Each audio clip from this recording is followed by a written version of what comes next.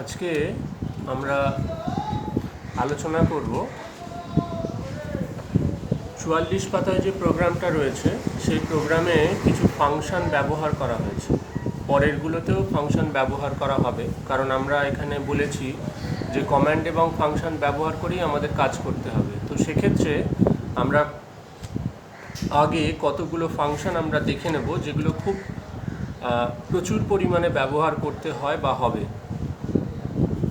আর তার সঙ্গে দেখব আমরা কয়েকটা ফরম্যাট স্পেসিফায়ার এবং এসকেপ সিকোয়েন্স। ফরম্যাট স্পেসিফায়ারটা রয়েছে বইয়েতে, কিন্তু এসকেপ সিকোয়েন্সটা নেই, মানে লিস্ট অফ এসকেপ সিকোয়েন্সটা নেই। সেটা আমি বলে দেবো আজকে, কয়েকটা করলেই হবে। আর ফরম্যাট স্পেসিফায়ারের আমাদের তো রয়েছে বইয়েতে, যেমন %d আছে, %f আছে এবং %c এবং %s। এই যে ফরম্যাট স্পেসিফায়ার রয়েছে, এগুলো ছাড়াও আরও কিছু ফরম্যাট স্পেসিফায়ার আছে যেগুলো আমরা কয়েকটা বলে দেব। এখন আমরা বলেছিলাম যে কোনো ফাংশন যদি আমরা লিখতে চাই বা ব্যবহার করি, তো সেক্ষেত্রে আমাদের কিন্তু প্যারান্থেসিস ব্যবহার করে প্যারামিটার ব্যবহার করতে হবে বা আর্গুমেন্ট ব্যবহার করতে হবে। প্যারামিটার বা আর্গুমেন্ট ব্যবহার করতে হবে ফাংশনের মধ্যে। এটাই হলো ফাংশনের ডিনোমিনেশন।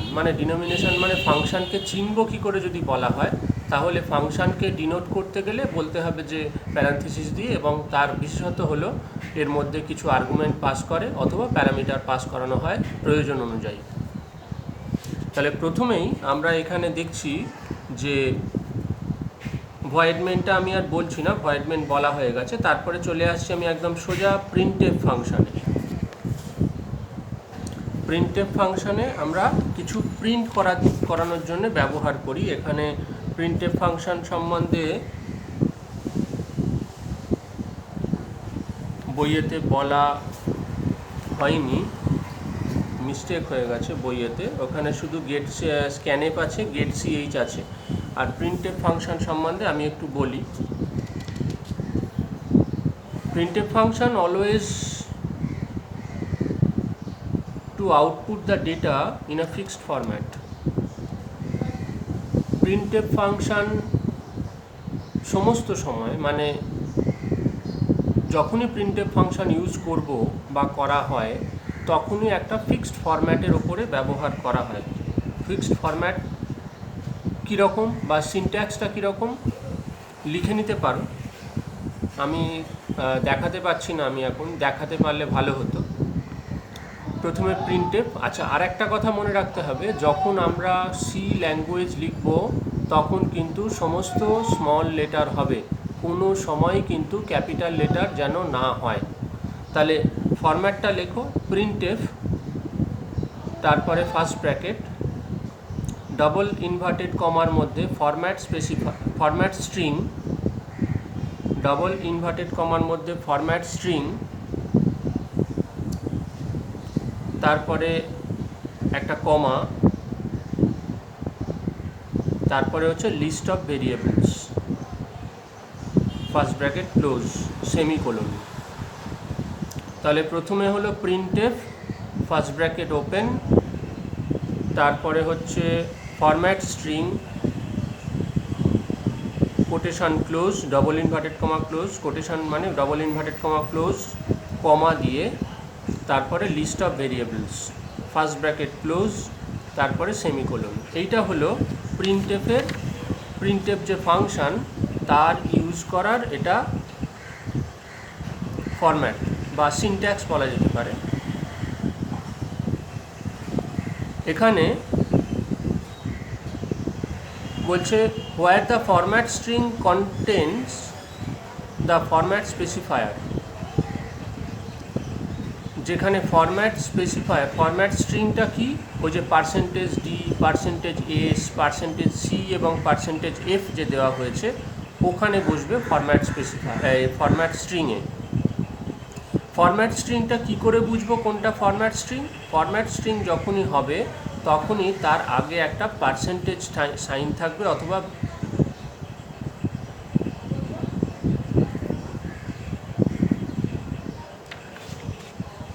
পার্সেন্টেজ সাইন থাকবে, অথবা একটা ব্যাকস্ল্যাশ সাইন থাকবে।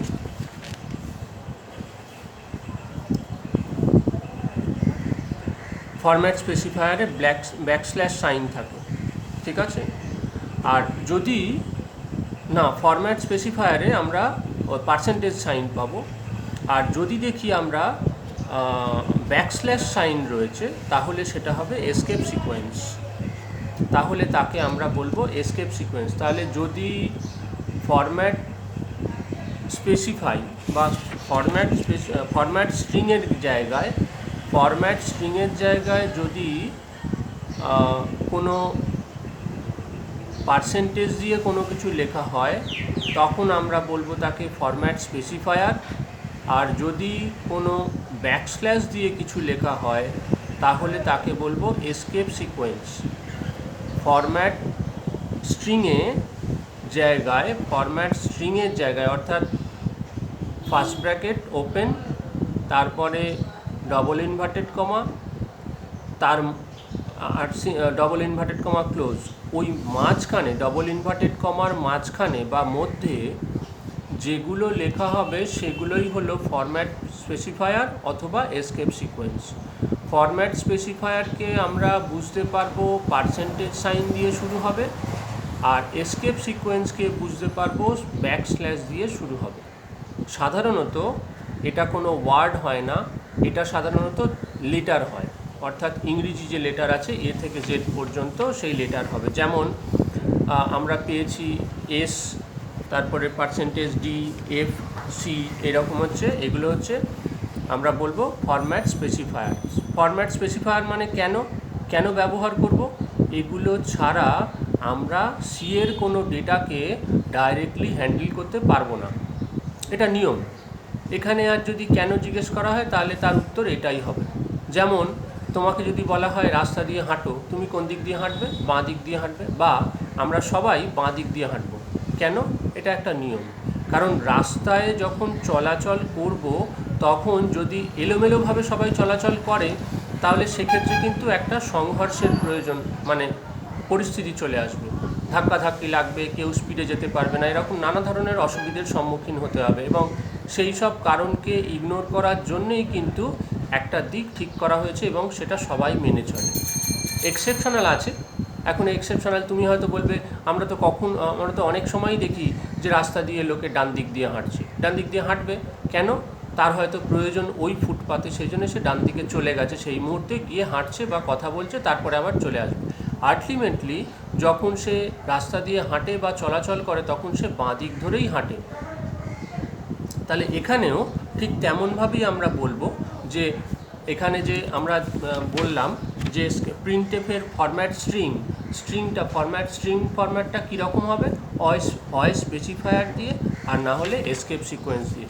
ফরম্যাট স্পেসিফায়ারের আমাদের দেওয়া আছে কয়েকটা, কিন্তু এসকেপ সিকোয়েন্সের কিছু দেওয়া নেই। এসকেপ সিকোয়েন্স কয়েকটা আমি বলে দিচ্ছি, সেইগুলো লিখে নাও। যেমন /n, আচ্ছা ব্যাকস্ল্যাশ কিন্তু অবশ্যই হবে এবং স্মল লেটার।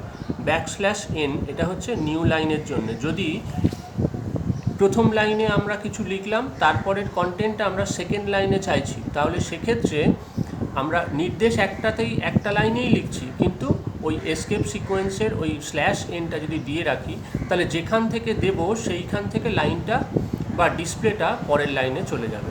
এটা হচ্ছে নিউ লাইন বলা হচ্ছে। তাহলে এসকেপ সিকোয়েন্স এটা নিউ লাইন, মানে /n, /n, নিউ লাইন। তারপরে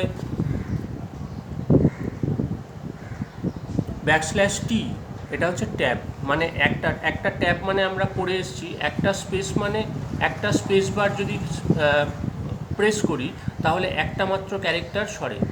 একটা স্পেস বার যদি আমরা ক্লিক করি তাহলে একটা মাত্র ক্যারেক্টার সরে। কি সরে? মানে আমাদের পয়েন্টার বা তোমার কার্সার বলতে পারো, সেটাই কার্সার আমাদের সরে, একটা ঘর। কিন্তু একটা ট্যাব মানে 8টা ক্যারেক্টার। তাহলে আমরা যদি একবারে 8টা ক্যারেক্টারকে আমরা সরাতে চাই বা 8টা স্পেসকে আমরা নিতে চাই, তাহলে সেক্ষেত্রে আমাদের 8বার ওই স্পেস বার প্রেস করতে হবে। 8বার স্পেস বার না প্রেস করে আমরা একবার যদি এক ট্যাবটা প্রেস করি, তাহলে 8টা ক্যারেক্টার সরে যাবে বা 8টা ঘর সরে যাবে। তাহলে এখানে নিউ লাইন ক্যারেক্টারের ট্যাব কি? /t। তারপরে হচ্ছে স্ল্যাশ বি, এটা হচ্ছে ব্যাক স্পেস, স্ল্যাশ বি হচ্ছে ব্যাক স্পেসের জন্য। এরপরে হচ্ছে স্ল্যাশ এ, বিপ, বিপ মানে ছোট একটা আওয়াজ, মানে খুব আস্তে একটা আওয়াজ হবে, বিপ।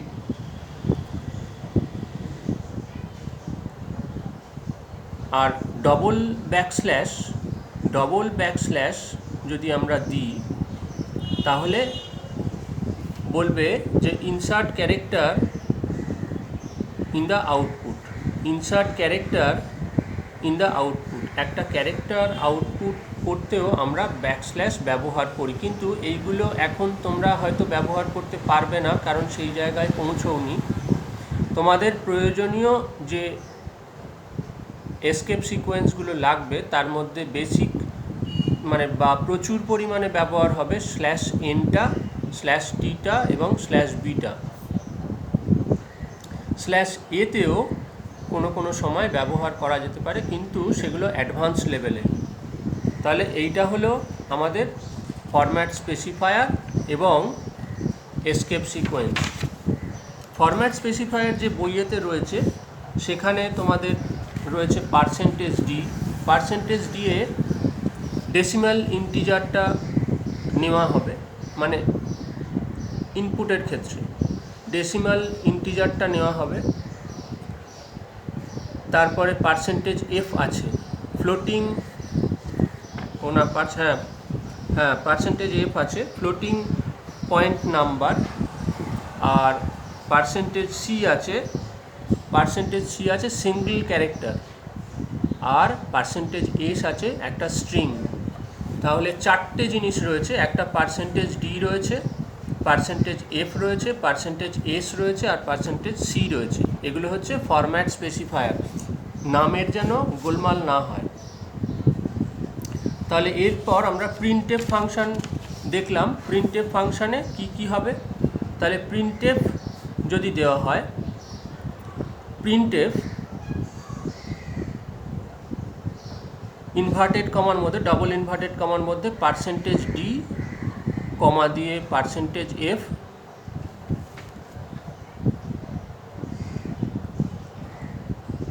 %c। এবার যেমনভাবে তোমার ইনপুট বা আউটপুটগুলো হবে ঠিক তেমনভাবেই তোমাকে লিখতে হবে। বইয়ের 44 পাতায় রয়েছে যেমন প্রিন্টএফ ফার্স্ট ব্র্যাকেট, তারপর ডবল ইনভার্টেড কমার মধ্যে /n, ইউ এন্টার্ড, তারপরে কোলন, %d কমা দিয়ে i। তাহলে এক্ষেত্রে কি হবে, এক্ষেত্রে ওই %d এবং /n মানে নিউ লাইন ক্যারেক্টার রয়েছে, নিউ লাইন ক্যারেক্টার এই /n মানে \n। এক্ষেত্রে আমরা দেখব যে এই i এর ভ্যালুটা নেক্সট লাইনে চলে এসছে, মানে ইউ এন্টার্ড বলছি, তারপরে i এর ভ্যালুটা নেক্সট লাইনে চলে এসছে।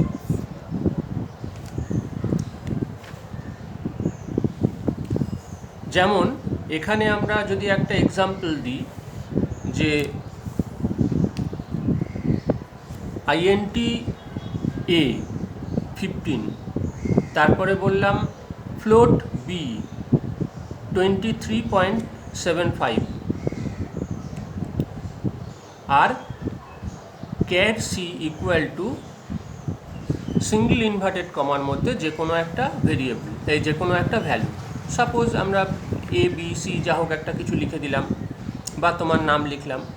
প্রতিটা স্টেটমেন্টের পরে একটা করে কমা হবে, এই সেমিকোলন হবে, প্রত্যেকটা স্টেটমেন্টের পরে একটা করে সেমিকোলন হবে। কারণ কি, এন্ড অফ দ্য স্টেটমেন্ট এটা বোঝানোর জন্য সেমিকোলনটা ব্যবহার করা হবে বা ব্যবহার করতে হবে।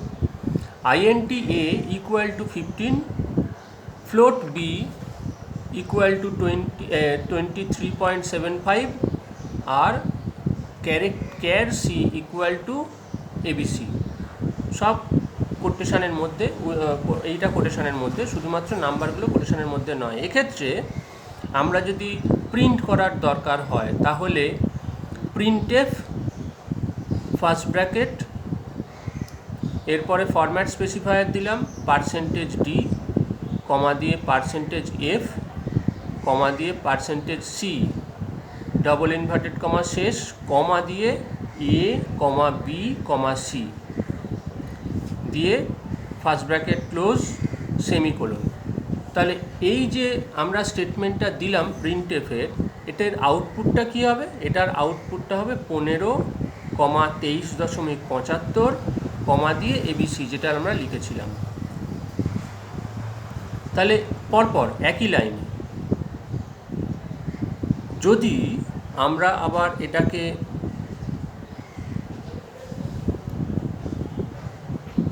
ভেঙে দিতে চাই, মানে এটা তো একটা পরপর লাইনেই লেখা, একই লাইনে পরপর লেখা হয়েছে, মানে 15, ইন্টিজার এর ভ্যালু ছিল 15, ফ্লোট বি এর ভ্যালু ছিল 23.75 আর ক্যার সি এর ভ্যালু ছিল ABC।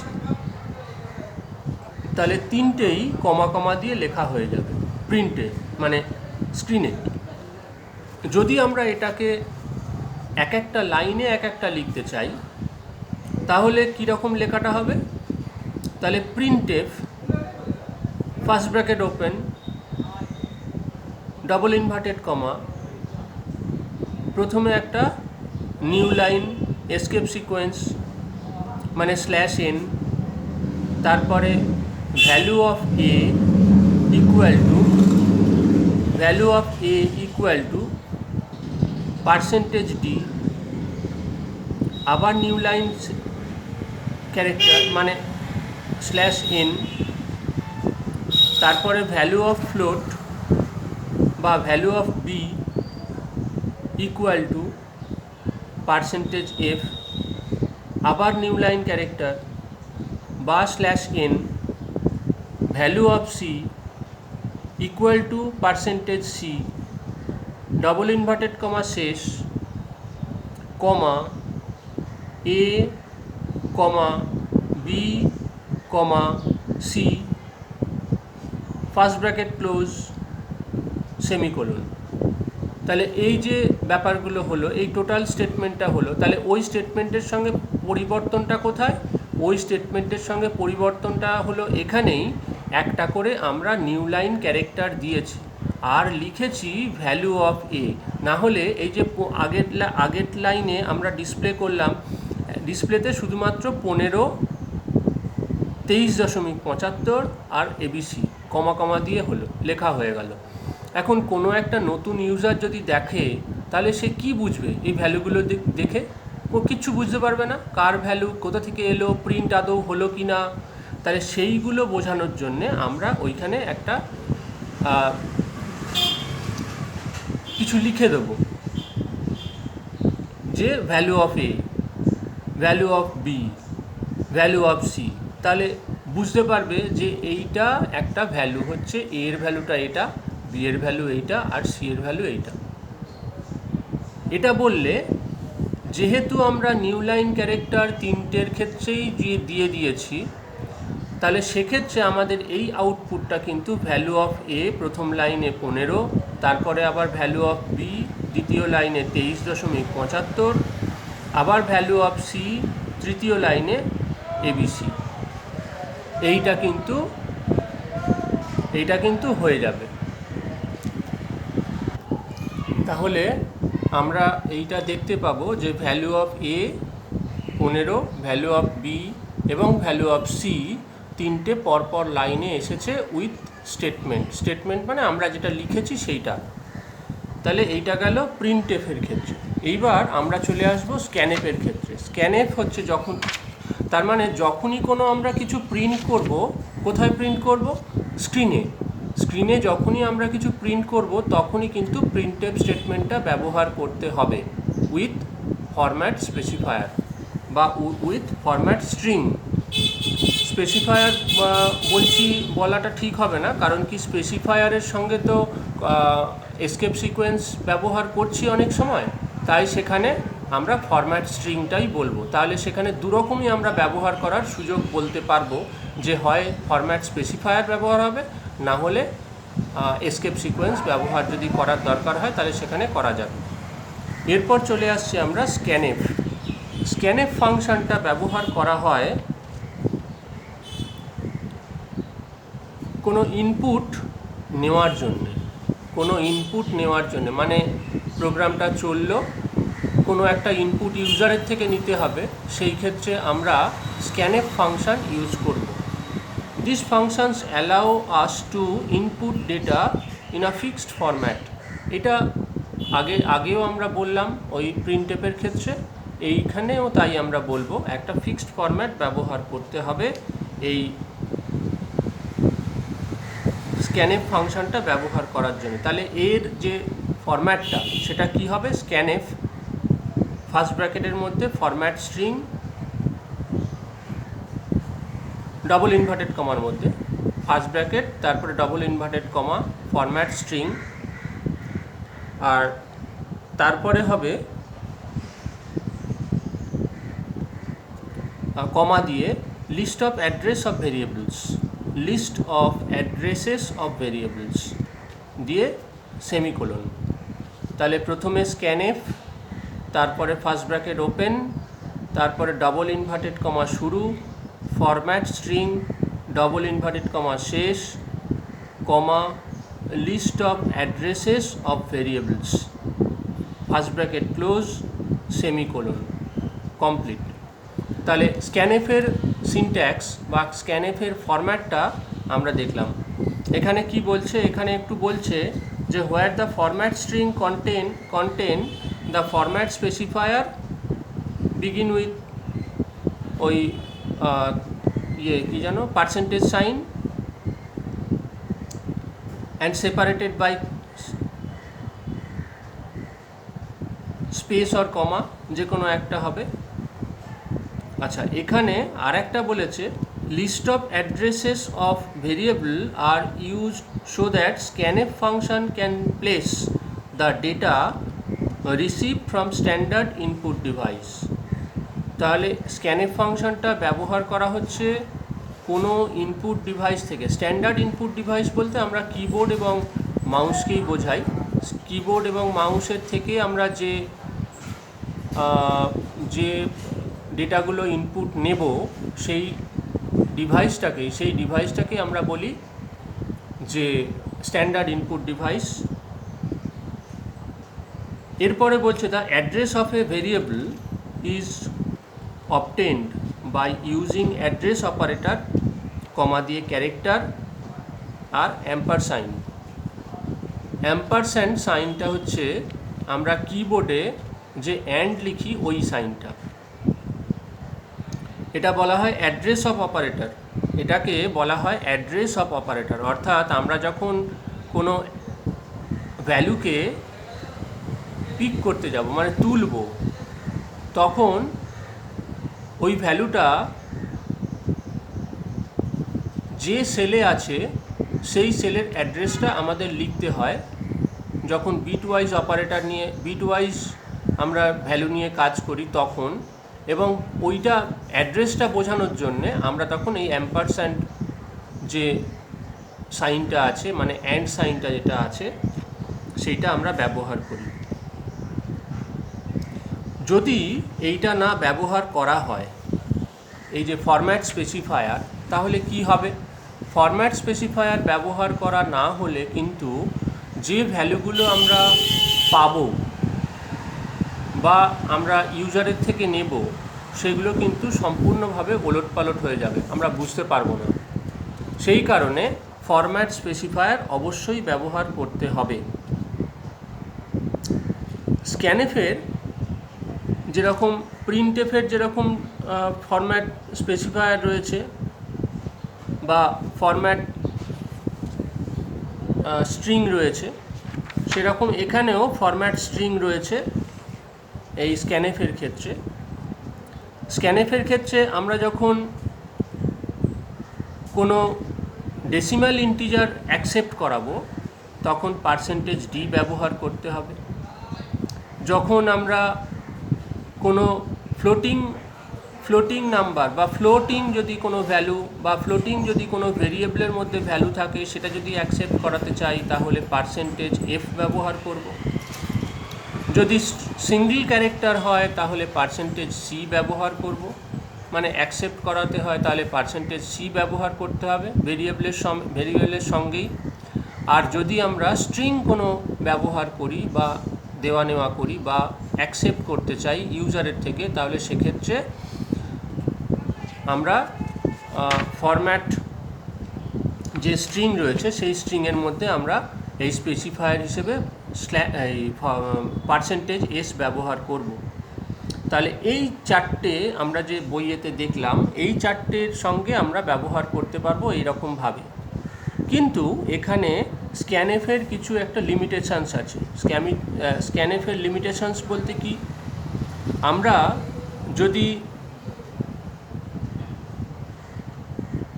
ইন্টিজার ভ্যালু আমরা ব্যবহার মানে অ্যাকসেপ্ট করতে যাচ্ছি,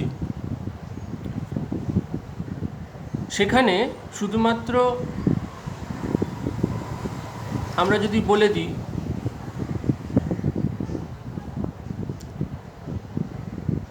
যে scanf percentage D Ampersand integer, মানে ইন্টিজার আইএনটি যে ভ্যালুটা ভেরিয়েবলটা রয়েছে সেইটা, তাহলে সেক্ষেত্রে কিন্তু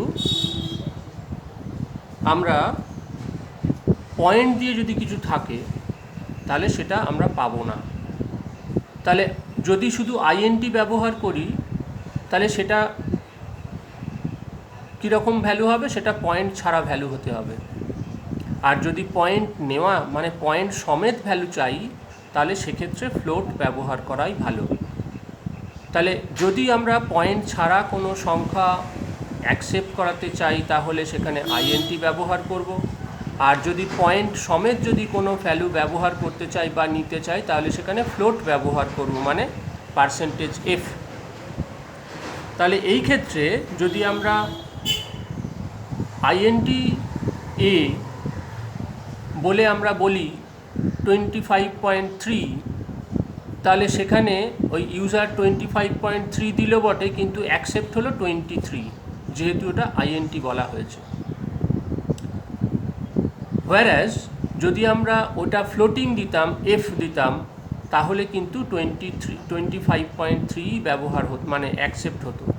তাহলে এইগুলো হচ্ছে এক্সেপশনাল বা লিমিটেশনস বলতে এখানে অসুবিধা।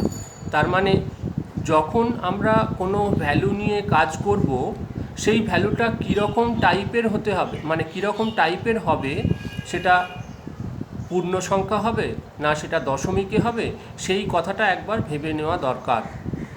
যদি না ভেবে কাজ করা হয় তাহলে কিন্তু অ্যাকসেপ্টেন্স হওয়ার পর কিন্তু ভ্যালু পরিবর্তন হয়ে যাবে এবং তাতে আউটপুটের পরিবর্তন লক্ষণীয় হবে। তাহলে সেই কারণেই আমরা এখানে কিন্তু এই লিমিটেশনসগুলো বলে থাকি স্ক্যানএফের ক্ষেত্রে।